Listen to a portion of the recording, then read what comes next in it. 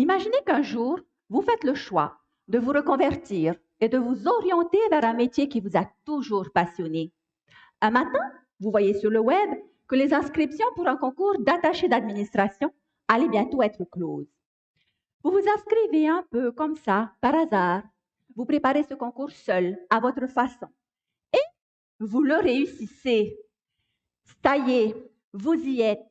Le rêve de tout Polynésien d'intégrer un jour l'administration du pays est devenu pour vous réalité. Ainsi, l'objectif de ma thèse est de vous parler de l'adaptabilité et des spécificités de la fonction publique de la Polynésie française. Cette intégration me permettra de valoriser mes travaux de recherche en matière notamment de recrutement, à savoir, pourquoi n'y a-t-il donc pas de contractuels en CDI en Polynésie, contrairement à la métropole ou à la Nouvelle-Calédonie? Ou encore, pourquoi la reprise d'ancienneté n'est-elle pas possible dans la fonction publique du pays, contrairement à la fonction publique des communes? Alors, vous vous dites qu'être fonctionnaire, c'est le rêve? Je peux vous dire que non, car il faut faire ses preuves et rendre des comptes régulièrement. Vous êtes d'abord nominé, puis exercez vos missions en tant que fonctionnaire stagiaire au sein d'un service administratif pendant une durée d'1 an avant d'être titularisé.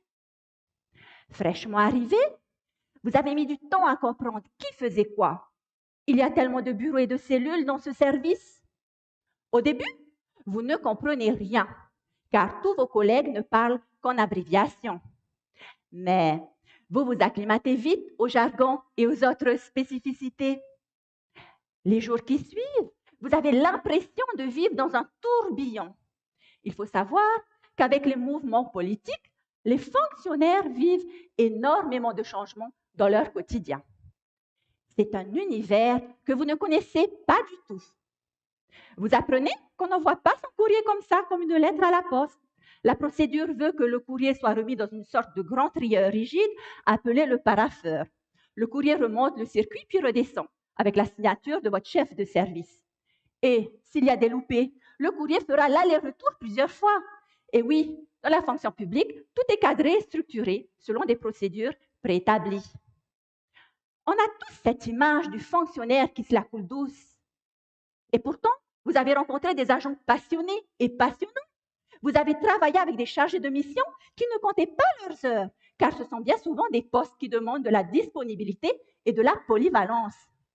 Et oui, un fonctionnaire, en plus d'être au service du citoyen, aide à bâtir nos lendemains.